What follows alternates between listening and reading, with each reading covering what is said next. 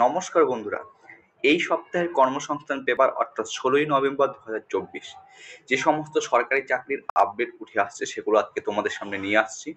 তো তোমাদের প্রত্যেককে বলছি, তোমরা প্রত্যেকে কিন্তু আমার যে টেলিগ্রাম চ্যানেল রয়েছে সেখানে তোমরা কিন্তু যুক্ত হয়ে যাবে, কারণ আমি একটু বাইরে আছি, তোমাদের ভিডিও দিতে পারছি না, কিন্তু আপডেটগুলো কিন্তু বা পিডিএফ গুলো নোটিফিকেশনগুলো আমি কিন্তু সেই টেলিগ্রাম চ্যানেলে শেয়ার করে দিচ্ছি। ঠিক আছে, তো কর্মসংস্থান পেপারে মূলত পশ্চিমবঙ্গ পুলিশের আমাদের exam date, KP prelims, WBP SI prelims কবে হতে চলেছে, এর পাশাপাশি কলকাতা পুলিশের যে এসআই ছিল সার্জেন্ট, ঠিক আছে, তার যে প্রিলিমস এক্সাম হয়েছে তার রেজাল্ট কবে দেবে, এর পাশাপাশি ডাব্লিউপি কনস্টেবলের নতুন ভ্যাকান্সি সম্পর্কিত কি আপডেট আজকে পেপারে উঠে আসছে সেটা তোমাদের জানাবো। প্রথমত দেখো, একে একে বলছি। উত্তর পূর্ব সীমান্ত রেলে 5,647 অ্যাপ্রেন্টিস পদে নিয়োগ করা হচ্ছে। মাধ্যমিক ও আইটিআই পাস থাকলে আবেদনযোগ্য। এটা নিয়ে একটা ইন ডিটেলস তোমাদের কিন্তু ভিডিও করে দিয়েছি।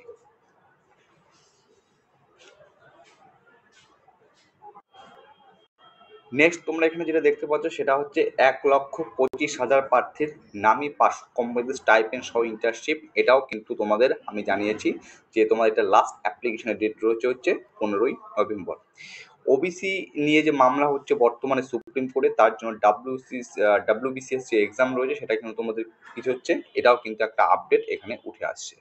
রেলে 1,791টি পদে অ্যাপ্রেন্টিস নিয়োগ করা হবে, এটারও আপডেট কিন্তু আমি আমার টেলিগ্রাম চ্যানেলে দিয়ে রেখেছি। ঠিক আছে, চলো এরপরে এখানে একটা আপডেট আমরা দেখতে পাচ্ছি, সম্পূর্ণ বিনামূল্যে পুলিশ কনস্টেবল পরীক্ষার জন্য প্রাক নিয়োগ প্রশিক্ষণ।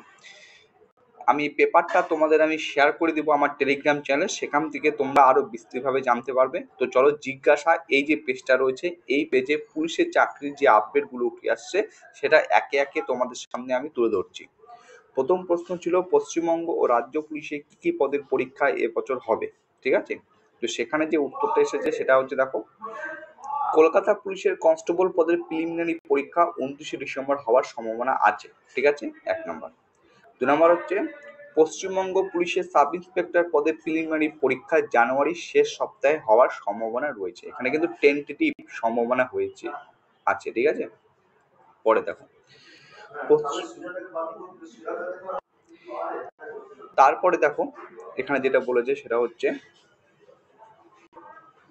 পশ্চিমবঙ্গ পুলিশের কনস্টেবল পদের পরীক্ষা আগামী বছর 16ই ফেব্রুয়ারি হওয়ার সম্ভাবনা রয়েছে। ঠিক আছে, আমাদের ডাব্লিউবি কনস্টেবল যে এক্সাম সেটা 16ই ফেব্রুয়ারি অর্থাৎ পরের বছর।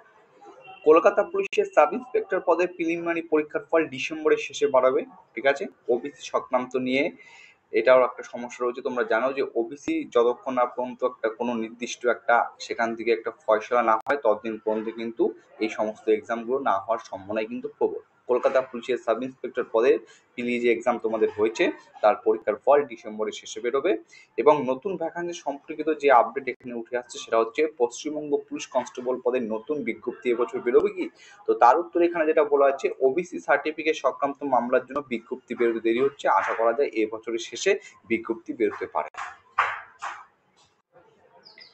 এর পাশাপাশি অন্যান্য সমস্ত পিএসসি, রেল, প্রাইমারি, আদালতের যে বিভিন্ন চাকরির আপডেটগুলো সেখানে কিন্তু এখানে উঠে আসছে।